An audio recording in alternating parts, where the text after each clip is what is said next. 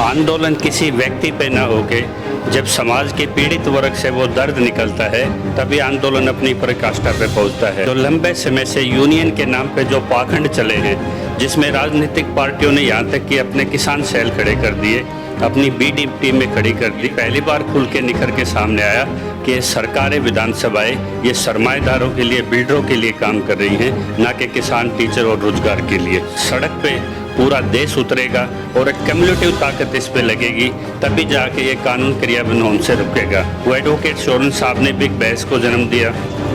हम उन्हीं से पूछते हैं, अगर आप इसमें एक लाइन लिख देते हो कि एमएसपी कानून, तो उसमें आपको क्या परहेज है? क्योंकि एमएसपी देने से कांग्रेस भी बच रही है, भाजपा भी बच रही है। मंडी से बाहर खरीद पहले भी अनियंत्रित होती थी, तो उसको नियंत्रण के लिए एमएसपी कानून हो, जो उससे कम खरीद हो उसकी सजा हो, कॉग्निजेबल ऑफेंस हो, नॉन पेलेबल ऑफेंस हो। पार्लियामेंट में बिल रखा जा चुका है, विधानसभा में रखा जा चुका है, और जिसको सभी सांसद बातचीत के तौर पे ये रखते हैं कि ये मांग जायज है, तो सरकार इस पर नोटिफिकेशन जारी करने में क्या परहेज है? क्योंकि ओपन मार्केट में किसान को फेंका जा रहा है बिना सुरक्षा के। जो सीआईए में कार्यकर्ता और उनके जो आरएसएस के संघ के गुंडे वहां लाठियां लेके उतरे हैं। 60 करोड़ हमारे किसान परिवार हैं, हरियाणा में बाहुल्य है, किसान मजदूर है, तो जब आप उसका अपमान करके आप मांगे कहां स्वीकार करोगे? घर किसी का भी जले, मायूसी तो मेरे घर भी आती है। जब हरियाणा के किसी भी कोने में किसान का दमन होता है या उसके नाम पे खेल होता है, तो निश्चित तौर पे चोट होती है। जिस थाली से हम अनाज खाते हैं, हमें उस थाली को जिंदा रखना है। अमेरिका में किसान के लिए एमएसपी महत्वपूर्ण नहीं है, क्योंकि वहाँ सब्सिडी यहाँ से लाखों गुना ज्यादा मिलती है, और यहाँ का किसान उसके मूल्य पे उसका परिवार चलता है। आंदोलन का मतलब है जो दफ्तर में बैठा है, जो कर्मचारी है, सब वर्ग ये कहते हैं किसानों के साथ गलत हो रहा है, हम इस सरकार को समर्थन नहीं करेंगे। आपकी दिवालिया करके आपकी जमीन को चले जाएंगे, और जमीन बैंकों की और मल्टीनेशनल की होगी, तो आपकी जमीन छीनने का एक ही साधन है। प्रधानमंत्री का वो वायदा याद है जो हमारे चरण सिंह ने दिया था कि एक नजर खेत पे रखिए, एक नजर राजनीति पे, विधानसभा लोकसभा पे रखिए। दुष्यंत आपको पता हो भाजपा की बी टीम है, एक पारिवारिक संपत्ति की लड़ाई को संरक्षण देने के लिए वो सत्ता में है। अगर यही मौका मिलता तो अभय जी करते। और जो पिछली विधानसभा हाईजैक होते हुए आपने देखी, जहाँ बिल्डर्स को फायदा पहुंचाने के लिए हाई कोर्ट के फैसले के विपरीत इलीगल एक अमेंडमेंट किया गया, और यह सबसे बड़ा उदाहरण है कि सभी राजनीतिक पार्टी जो आज कांग्रेस से बीजेपी में आए हैं, वो बीजेपी से कल कांग्रेस में आएंगे। मुद्दों पे चुनाव होने लग जाएंगे तो निश्चित तौर पे नीचे से आदमी भी निकल के आएंगे जो आप और हमारे लोगों के पीछे होंगे। राजनीतिक पार्टियां जिस तरह के बैंक बैलेंस आज आरबीआई और भारतीय अर्थव्यवस्था के बराबर हो गए हैं, ये लोकतंत्र की हत्या है। तो लोगों को समझना होगा कि वो पार्टियों के मुंह में न जाके अपने योग्य उम्मीदवारों को आगे करें, और जब उनके मुद्दों की राजनीति आगे होगी, निश्चित तौर पे जीत होगी। हर सीट पे इनके लाले किसान डाल सकता है, यदि वो पहले हिंदू, मुस्लिम, गोत्र, इन चीजों से पहले वो किसान अपने आप को बताए। आज अगर लोकतंत्र में आपको अपना योगदान देना है, तो मुर्दा कौमें 5 साल का इंतजार करती हैं। हर आदमी को अपनी हकों के लिए अपनी पैनी नजर इन पे रखनी होगी, और जो भी सवाल है अपने उठाते रहने पड़ेंगे। आप देख रहे हैं हरियाणा न्यूज 24, जहां हर खबर मिले सच के साथ। नमस्कार, स्वागत आपका हरियाणा न्यूज 24 पे। मैं हूं मुन्ना लामा, मेरे सहयोगी प्रिंस लामा के साथ। आज हम उपस्थित हैं रोहतक विधानसभा में, और मेरे साथ मौजूद हैं शमशेर सिंह। और शमशेर सिंह को सब जानते हैं, इनको परिचय करवाने की ज़रूरत नहीं है। किसान है, किसी यूनियन से नहीं बंधे हुए हैं ये, और किसी का टैग नंबर नहीं लगा हुआ है, ना किसी का बैच लगा हुआ है इनके ऊपर। ये हर उस किसान की सेवा कर रहे हैं, हर उस किसान के साथ हैं जिनका दुख दर्द साझा करते हैं, और सरकार तक उनकी मांग पहुंचाने की कोशिश भी करते हैं। तो शमशेर सिंह जी, हरियाणा न्यूज़ 24 का बहुत बहुत स्वागत। आपका भी बहुत बहुत स्वागत। जो आप किसानों की समस्याओं को वरीयता पे उठाते हो, आपका बहुत बहुत धन्यवाद। शमशेर सिंह जी, मेरा पहला प्रश्न आपसे सीधा सा है, ना कोई बैच, ना कोई नंबर, ना कोई टैग, तो फिर इस तरीके से सेवा जैसे मतलब समझ में नहीं आया। किसी यूनियन से नहीं जुड़े आप, किसी की मतलब वो क्या बोलते हैं, पानी मार बोलते हैं यूनियन का, तो मैं सीधा ऐसा कहूँगा यूनियन सभी किसी न किसी से टच है, किसी न किसी रूप में मिली हुई है, कोई ना कोई बंदा जरूर कहीं का टच है। क्या कहेंगे? आपने देखा होगा जेपी का आंदोलन, आपने देखा होगा भारत की जो आज़ादी की परिकल्पना है वो भी 1942 के बाहर छोड़ो आंदोलन पे टिकी हुई है। आंदोलन किसी व्यक्ति पे न होके जब समाज के पीड़ित वर्ग से वो दर्द निकलता है तभी आंदोलन अपनी पराकाष्ठा पे पहुंचता है। हमारा मुख्य उद्देश्य ये है, जो लंबे समय से यूनियन के नाम पे जो पाखंड चले हैं, जिसमें राजनीतिक पार्टियों ने यहाँ तक कि अपने किसान सेल खड़े कर दिए, अपनी बी टीम में खड़ी कर दी, जिसका एक नज़ारा आपको कल हरियाणा भवन में देखने को मिला है। किसान को आज अगर सेवा करनी तो किसान को संयोजकों की ज़रूरत है, ग्राउंड लेवल पे काम करने की ज़रूरत है, ना कि व्यक्तिवाद होके आप यूनियन के पदों पे जाके राजनीति में अपने पद संरक्षित करें। क्योंकि ये जो पाखंड है, इसको ख़त्म करने का ही हमने निर्णय लिया है। और किसान न्याय यात्रा के रूप में हमने सबसे पहले बड़ौदा में 17 संगठनों को इकट्ठा करके वहाँ कृषि के मुद्दों पे 56 गाँव में सबसे पहले MSP कानून हो और सामलात भूमि संरक्षण के नोटिफिकेशन के लिए हम उतरे थे, जिसका नतीजा ये रहा कि आज बड़ौदा में किसान के अलावा किसी मुद्दे पे वरीयता पे बात नहीं हुई। हमने एक प्राइवेट बिल भी कुंडू साहब को सौंपा था, जो आपका विधानसभा में गया, और जो MBS माल ने जिस तरह से हुड्डा, खट्टर और दुष्यंत को मिलकर हाईजैक किया था, और ये पहली बार खुल के निखर के सामने आया कि ये सरकारें, विधानसभाएं ये सरमाएदारों के लिए, बिल्डरों के लिए काम कर रही हैं, ना कि किसान, टीचर और रोजगार के लिए। मैं एक बार आपसे जानना चाहूँगा जी, आपको नहीं लगता आपकी जो किसान यूनियन, बड़े बड़े आप बोलते हो किसान यूनियन, लेकिन ये 2-3 दिन से हम देख रहे हैं, ये मतलब क्या किसान यूनियन का ये क्या बना दिया इन्होंने? ये पब्लिक के सामने क्या इस तरीके से तो बच्चे, छोटे छोटे बच्चे भी नहीं करते जिस तरीके से आपकी किसान यूनियन कर रहे हैं। वो उसको गाली बक रहा है, वो उसको गाली बक रहा है, पता नहीं कहाँ कहाँ से हम देख रहे हैं। तो ये क्या दिखाना चाहते हो? किसान यूनियन मतलब है क्या? ये क्या लोगों को, क्या किसानों के दिल पे जाएगी? क्या पब्लिक क्या सोचेगी? अभी जो 2-4 हमने वारदात देखी हैं किसानों के आपस में यूनियन, ये जो जिस तरह से आप आहत हुए हैं, आज गांव में बैठा हुआ, सड़क पे चोट खाया हुआ किसान भी उसी तरह से आहत है। हमने यहाँ फैसला लिया था सभी संगठनों ने कि जब तक मुकदमे वापस नहीं होंगे और MSP का नोटिफिकेशन नहीं होता, सरकार के साथ कोई बातचीत नहीं होगी। हमने उस सांसद बातचीत का भी बहिष्कार किया था, क्योंकि जो यूनियनों के नाम पे जो ये मकड़ जाल है, आपने देखा होगा, लोकतंत्र एक नंबर्स ऑफ गेम है। जब मोदी ने एक व्हिप जारी कर दिया तो ये निश्चित था कि ये बगैर चर्चा के लाए गए अध्यादेश ये कानून में बदली होंगे। तो इसमें हरियाणा में मात्र 10 सांसद सीटें हैं। जब ये कानून वहाँ पास हो जाएगा तो सड़क पे पूरा देश उतरेगा और एक कम्युनिटिव ताकत इस पे लगेगी, तभी जाके ये कानून क्रियान्वयन होने से रुकेगा। और इसका एक ही मांग किसान बार बार उठता है कि MSP की आप रोमिनेटिव प्राइस, जिसके प्रीफेस में लिखा हुआ एक्ट में, आप वो लागू कर दीजिए। लेकिन उसके बड़े सफाई के साथ वो एडवोकेट शोरन साहब ने भी एक बहस को जन्म दिया।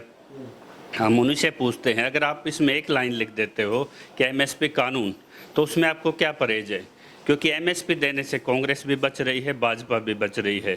MSP वो गारंटी है कि अगर आपकी मंडी से बाहर सेल होती है तो कोई मैकेनिज्म सरकार के पास आज की तारीख में नहीं जो उसको ऑब्जर्व कर सके।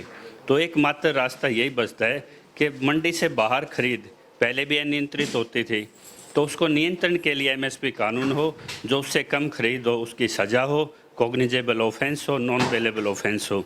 जब ये पार्लियामेंट में बिल रखा जा चुका है, विधानसभा में रखा जा चुका है, और जिसको सभी सांसद बातचीत के तौर पे ये रखते हैं कि ये मांग जायज़ है, तो सरकार इस पर नोटिफिकेशन जारी करने में क्या परहेज है? क्योंकि ओपन मार्केट में किसान को फेंका जा रहा है बिना सुरक्षा के।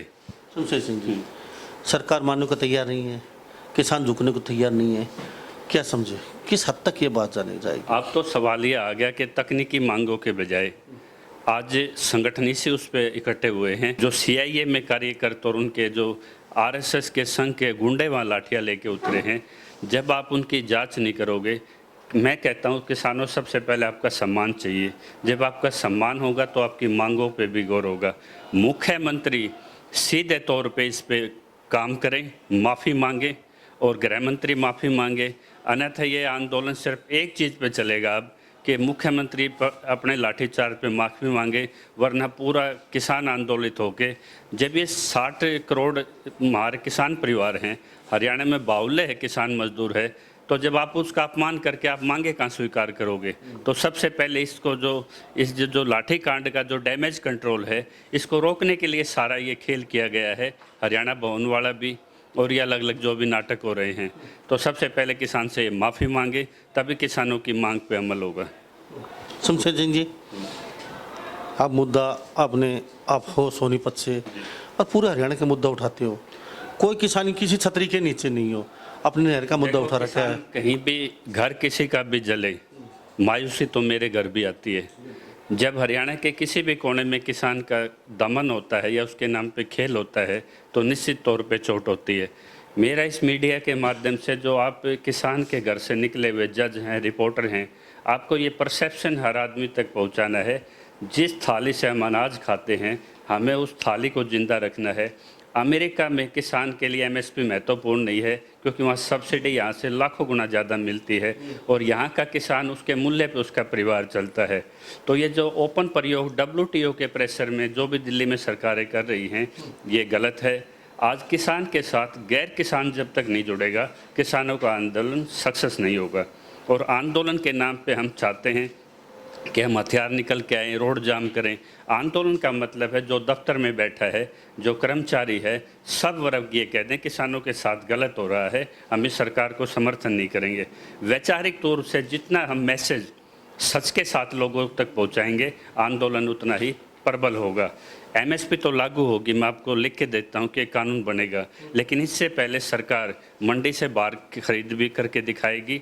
मंडी को भी आहिस्ता आहिस्ता स्लो पॉइजन दे के ख़त्म किया जाएगा।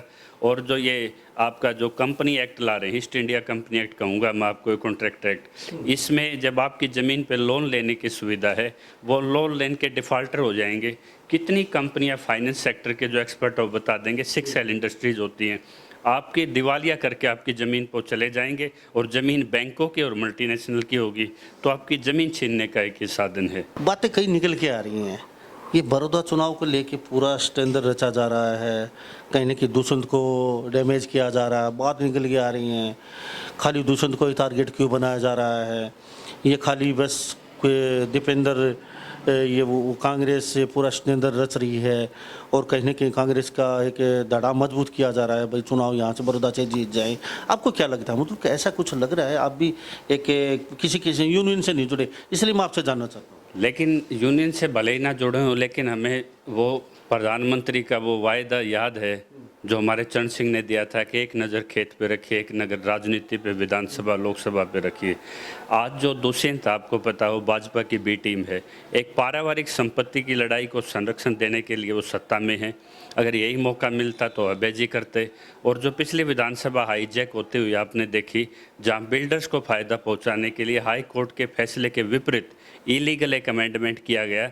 और यह सबसे बड़ा उदाहरण है कि सभी राजनीतिक पार्टी जो आज कांग्रेस से बीजेपी में आए हैं वो बीजेपी से कल कांग्रेस में आएंगे। ये जो लोकतंत्र में जिनको चुन के भेजते हैं ये किसान, मजदूर और रोजगार के लिए काम नहीं करते, ये इन सरमाएदारों के लिए, इन बिल्डर्स के लिए, मल्टीनेशनल के लिए काम करते हैं। ये जो 3 बिल हुए हैं, तो किसको चुने फिर आपके हिसाब से? चलो मान ली बात, ये कांग्रेस में चले जाएंगे, वो बीजेपी में चले जाएंगे, वो फिर इन लोगों में चले जाएंगे, किसके साथ काम करें? पत्रकारिता का एक तगाजा बार बार मैं देखता हूं कि वो सीधा ज्योतिषी वाली स्टेटमेंट पे आते हैं किसको चुना जाए। जब हमारी पॉलिटिकल चॉइस ठीक हो जाएगी, मुद्दों पे चुनाव होने लग जाएंगे तो निश्चित तौर पे नीचे से आदमी भी निकल के आएंगे जो आप और हमारे लोगों के बीच से होंगे। आज हुड्डा फार्म हाउसों का मालिक है, आज अभय हुड्डा जिनकी प्रॉपर्टी कई 2-3 हज़ार एकड़ के मालिक हैं, वो किसान कैसे हो सकते हैं? 86% जो मार्जिनल फार्मर्स है, हमें पहचान करनी होगी जो मार्जिनल फार्मर से लीडरशिप है वही किसान को भला कर सकती है। जैसे किसानों की आवाज़ उठाने वालों को हम चुनेंगे, क्योंकि हमारे संविधान में ये व्यवस्था थी कि आप 545 अच्छे आदमी चुनिए। राजनीतिक पार्टियों का कहीं भी इसमें समावेश नहीं था, लेकिन राजनीतिक पार्टियाँ जिस तरह उनके बैंक बैलेंस आज RBI और भारतीय अर्थव्यवस्था के बराबर हो गए हैं, ये लोकतंत्र की हत्या है। तो लोगों को समझना होगा कि वो पार्टियों के मुंह में न जाके अपने योग्य उम्मीदवारों को आगे करें, और जब उनके मुद्दों की राजनीति आगे होगी निश्चित तौर पे जीत होगी। सबसे बड़ा एग्जांपल ये दुलेडा में देखोगे आप, 64 करोड़ की ये एक माइनर थी दुलेडा रीमॉडलिंग। इस पे यहाँ के ग्रोवर साहब ने, कैप्टन अभिमन्यु ने अपने चहेते इन्होंने बिल्डर उतारे। प्रधानमंत्री ने इस योजना में इसलिए फंड दिया था 64 करोड़, क्योंकि राज्य के पास फंड इन्वेस्ट कम हो रहा था। तो यहाँ भी भाजपा सरकार थी, ऊपर भी भाजपा सरकार थी। एक साल में ये टूटने लगी, ना इसका कोई थर्ड पार्टी क्वालिटी टेस्ट हुआ। और आज ये इतना बड़ा स्कैम है जिसमें 647 क्यूसेक के क्लेम होते थे, वो 167 क्यूसेक क्लेम पे टूट रही है। तो ये इस तरह के घोटाले नज़र आ रहे हैं। कितनी भी योजना इस मुद्दे को लेकर कहाँ गए हैं? इस मुद्दे के लिए अभी कुंडू साहब इसके लिए एक हाई लेवल प्रोब करने के लिए हम कुंडू साहब से मिले हैं। उन्होंने एक लेटर यहाँ जारी किया है मुख्यमंत्री को, पीएमओ को और सेंट्रल विजिलेंस कमीशन को। देखते हैं इसकी जांच में कितनी निष्पक्षता होती है, क्योंकि इससे 3 जिले प्रभावित हैं। 3 जिले कौन से? 3 जिले इसमें रोहतक से गुजरती है ये, फिर इसमें बेरी आता है, फिर इसमें विधानसभा आता है। और ये वो प्रधानमंत्री की स्वयं उद्घाटन की योजना है जिसमें उनके मंत्रिमंडल के कॉन्ट्रैक्टर को काम पूरा होने के बाद भी 10 करोड़ रिलीज कर दिए गए। और इसमें मुश्किल से 64 करोड़ में 20-22 करोड़ इसमें लगे हैं, जगह जगह दरारें हैं। मतलब पैसे हजम कर गए, यानी कि देसी भाषा में पैसे खा गए। मतलब अब आप ये देखो ना, जो 6 करोड़ से ऊपर जो थर्ड पार्टी इसका क्वालिटी टेस्ट होना था वो नहीं हुआ, इसकी कोई हाई लेवल इंक्वायरी वो नहीं। 23 सरकार में होगा जांच। देखो, उम्मीद करते हैं जब तक इस देश में संविधान है, संविधान के सभी रास्ते लेंगे और उम्मीद करते हैं कि इसकी एक जांच होगी और ये घोटाला खुल के सामने आएगा। तो पीला साफा भगत सिंह का अपने सर पे ये यानी करो या मरो? बिल्कुल करो और मरो, लेकिन हमारा है कि वैचारिक क्रांति, किसान के मुद्दों को जब उसके पढ़े लिखे बच्चे एनालिस्ट होके हर किसान तक पहुंचाएंगे और ये यूनियन और ये जो छदम जो लीडरशिप है इसको हटा के किसान की बात सीधी खेत से कल्याण से सीधी सत्ता तक पहुँचे और जो 60% किसान वर्ग अपने आप को कंसोलिडेट करना सीखे और शांतिपूर्वक से दिखा दे कि ये वोट बैंक आपके हाथ से खिसकेगा। हर सीट पे इनके लाले किसान डाल सकता है यदि वो पहले हिंदू, मुस्लिम, गोत्र इन चीज़ों से पहले वो किसान अपने आप को बताए।